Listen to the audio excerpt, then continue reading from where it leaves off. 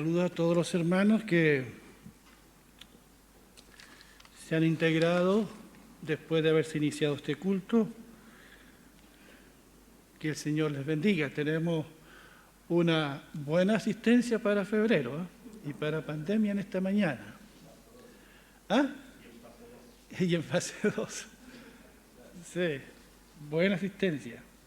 Y tenemos también bastante hermanos acá, veo que están conectados en YouTube por lo menos, así que les saludamos, que el Señor les bendiga. Quiero que meditemos brevemente en este tema, sufrimiento sin comparación. Sufrimiento sin comparación.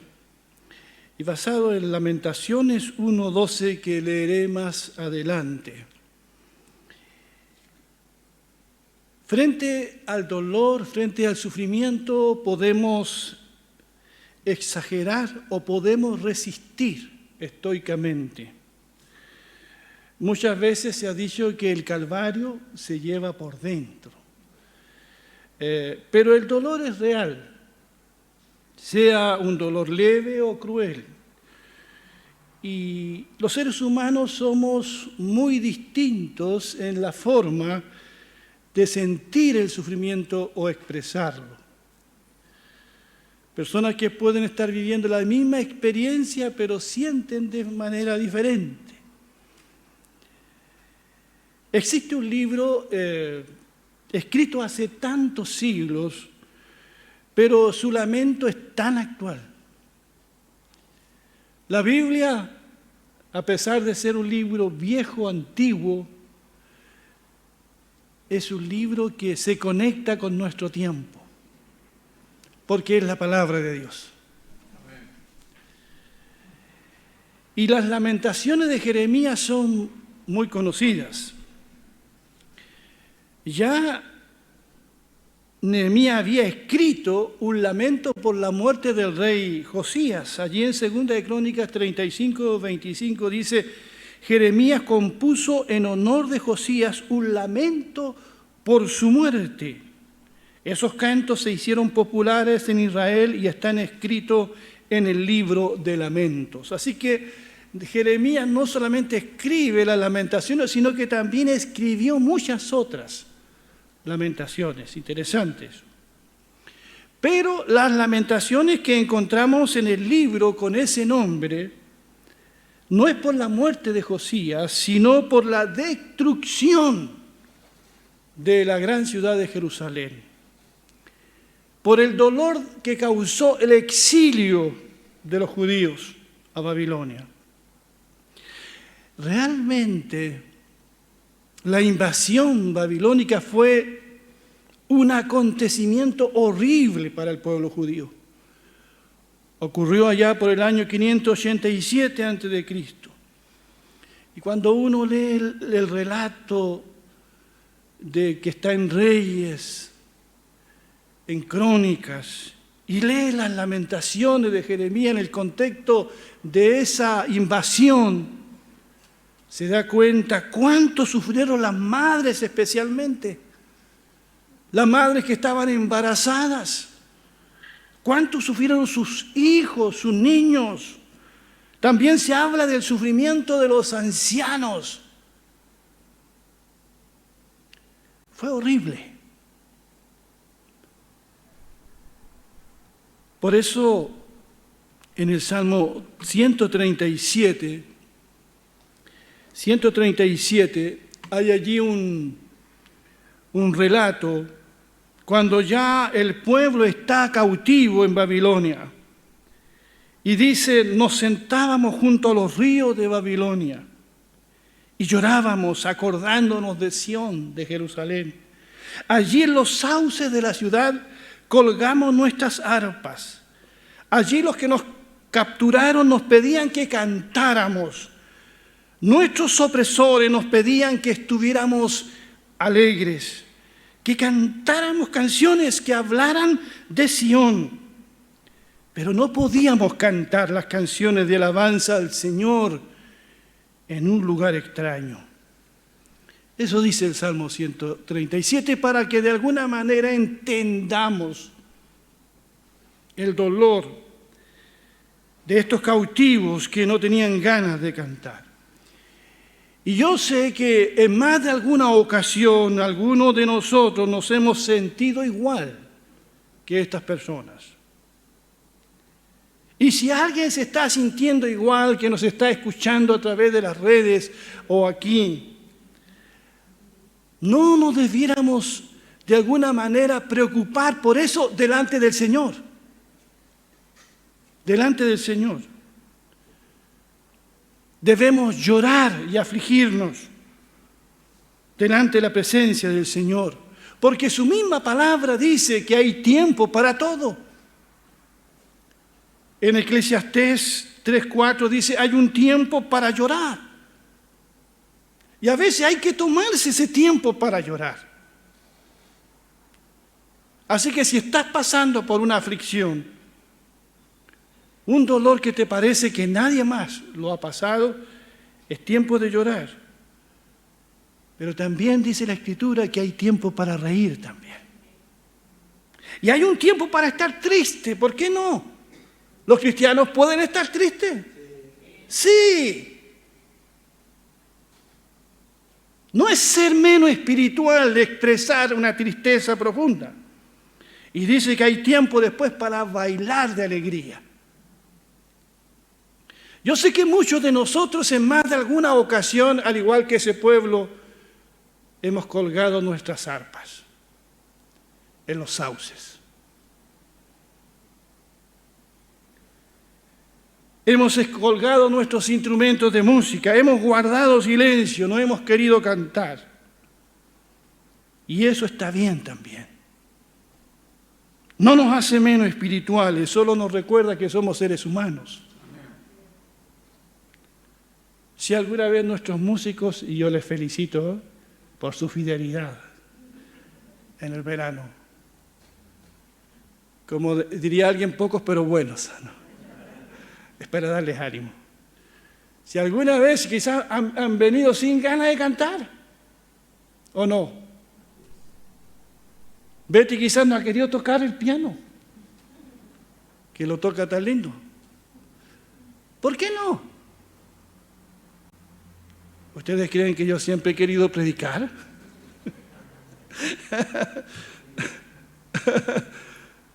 Hay cosas que no queremos hacer, pero hay un tiempo. Pero leyendo este libro de Lamentaciones, curiosamente en este libro que expresa el sufrimiento de un pueblo y de una nación, se habla de una manera tan maravillosa de la fidelidad de Dios, de su misericordia, que permanece fiel en tiempos de sufrimiento. Famosos son el pasaje de Lamentaciones 3:22 al 33, perlas escogidas que dicen de la siguiente manera: el fiel amor del Señor, dice, nunca termina. Su compasión no tiene fin, cada mañana se renuevan, inmensa es su fidelidad. Me digo, el Señor es todo lo que tengo y necesito, por eso siempre tendré esperanza en Él. El Señor es bueno con quienes creen en Él, con los que lo buscan. Es bueno esperar pacientemente la salvación que trae el Señor. El Señor no rechaza a la gente para siempre. Aunque causa sufrimiento, también tiene compasión y grande es su fiel amor. Es extraño que en un libro que habla de lamento, de tragedia, de dolor, encontremos estas palabras tan preciosas de la compasión de Dios, de la fidelidad de Dios. Pero en el verso 1:12 hay un llamado aquí, y es el texto que dio el título a esta reflexión. Dice: fíjense ustedes, los que pasan por el camino, ¿acaso no les importa? ¿Dónde hay un sufrimiento, un dolor como el mío, como el que el Señor me ha hecho padecer, como el que el Señor lanzó sobre mí en el día de su furor? Es Judá, es Jerusalén quien habla aquí. Y dice, fíjense, los que pasan, los caminantes, los que ven en qué ha quedado la ciudad, la ruina que hay, la destrucción que hay, el saqueo que hay. Y dice, ¿acaso no les importa? ¿Dónde hay un sufrimiento, un dolor como el mío? Y eso es lo que mucha gente también en este tiempo quizás puede decir, ¿dónde hay un dolor como el mío? Hay hermanos de nuestra iglesia y hay hermanos que uno conoce en otros lados que han tenido dolores muy grandes, padecimientos muy grandes, pérdidas muy grandes. Y tienen toda la razón en decir, ¿dónde hay un sufrimiento, un dolor como el mío? Hermanos, hermanas, amigos que nos están escuchando, amigas, como iglesia, ¿cómo estamos reaccionando frente al sufrimiento propio y al de tanta gente en este tiempo, entre ellos hermanos y hermanas en la fe? No es solo llorar con los que lloran, es también ayudar y solidarizar. Como bien decíamos delante en el tiempo de oración, en estas últimas semanas hemos sabido de padres, de madres, de queridos hermanos y hermanas que han partido, de hijos que han partido. Y ese es un dolor muy grande. El sufrimiento nos alcanza de muchas formas, es como una espada que traspasa el corazón, como le dijo Simeón a María, y nadie es inmune. Y el sufrimiento nos desnuda y exhibe toda nuestra fragilidad y nuestra impotencia, nos hace ver tan miserablemente vulnerables. Aún los campeones de la fe, como el profeta Elías, pensaba este profeta que no había dolor como el suyo. Mira, Señor, le dice, solo yo he quedado y me buscan para quitarme la vida. Siempre he comparado lo que se dice del profeta Elías en el 1 Reyes 18 y lo que se dice de él en el 1 de Reyes 19. En el capítulo 18 está allí el profeta, solo frente a una multitud de profetas paganos. Los desafía para que digan cuál es el verdadero Dios. Y todos conocen el relato bíblico. El profeta ora y cae fuego del cielo y consume el holocausto. Y todos dicen, el Señor es Dios, el Señor es Dios. Pero frente a una persecución y amenaza de muerte, en el siguiente capítulo es otro Elías. Es otro.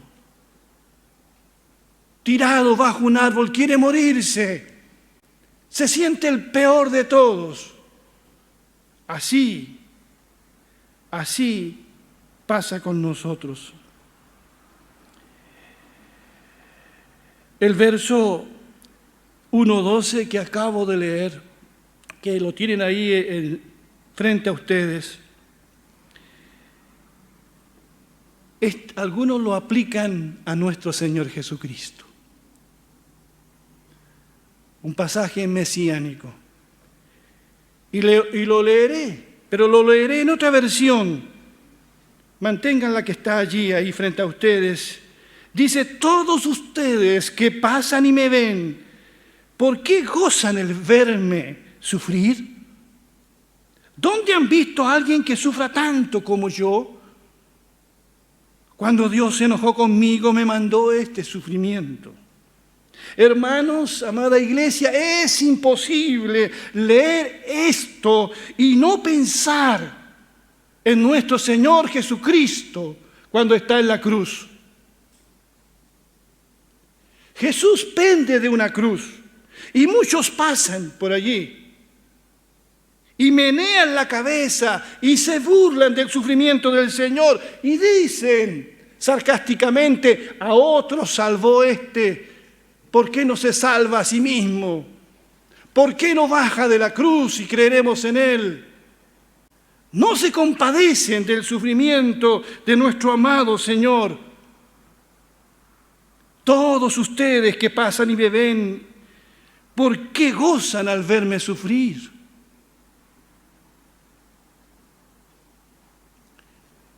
Bien diría Isaías 53, que Jesús fue un hombre que sufrió el dolor y experimentó mucho sufrimiento. Experimentado en quebranto, dice la Reina Valera, varón de dolores. Sufrimiento sin comparación fue el sufrimiento de nuestro Señor. No ha existido dolor como el suyo. Y todo, hermanos y hermanas, con el fin de redimirnos del pecado y darnos a nosotros la certeza y la esperanza de un mundo nuevo. Y este Salvador que muere en la cruz, cuyo sufrimiento no tiene comparación, es el Salvador que entiende, y lo he dicho muchas veces, que entiende cada dolor humano. Y este Jesús está lleno de gracia, de amor para consolarte. Porque tu dolor lo comprende y también lo hace llevadero por medio del Espíritu Santo. Para eso envió también al Espíritu Santo, para ser nuestro consolador. Fui a la librería cristiana esta semana aquí y le dije a un hermano que es pastor, que es allí, le dice: ¿cuál libros me recomiendas para leer? Me dijo: este pastor. Lo leí durante el verano y lo empecé a leer. Y es un libro que habla acerca del corazón de Cristo y uno nunca deja de aprender cómo es el corazón de Cristo. Es un corazón tan tierno, tan amoroso. Él dijo: aprendan de mí, que soy manso y humilde de corazón. La única vez que Jesús habló de cómo es su corazón es allí, cuando dijo que su corazón era manso y humilde. Y cuando uno lee de nuevo el Evangelio y nota esos versos y nota esos pasajes tan preciosos que muchas veces los pasa por alto, uno ve cómo es Jesús frente al sufrimiento. Es muy sensible, es tierno, es amoroso, porque Él sufrió en carne propia. Y entiende cómo se sienten las personas, y Él fue llevado a esa cruz. Y Él es el único que puede curar las heridas de los hombres. Porque nadie sufrió como Él, para salvarnos y redimirnos del pecado. En el último libro de la Biblia hay un pasaje que lo leemos siempre. Dice, en efecto, dice, Dios mismo será su único Dios. Él secará sus lágrimas y no morirán jamás. Tampoco volverán a llorar ni a lamentarse ni sentirán ningún dolor, porque lo que antes existía ha dejado de existir. Dios dijo desde su trono: yo hago todo nuevo. Y también dijo: escribe, porque estas palabras son verdaderas y dignas de confianza. Este mismo Jesús que sufrió tanto y es tan tierno y que baja hasta nosotros y nos acompaña y camina con nosotros, nos deja esta promesa, esta preciosa promesa: No volverán a llorar jamás, ni a lamentarse, ni sentirán ningún dolor, porque lo que antes existía ha dejado de existir. Esta es nuestra esperanza. Bendito sea su nombre para siempre. ¿No te alegra esto, hermano, hermana? Mientras caminamos en este mundo, tenemos la ayuda del Señor y esta preciosa esperanza al final de nuestra travesía aquí.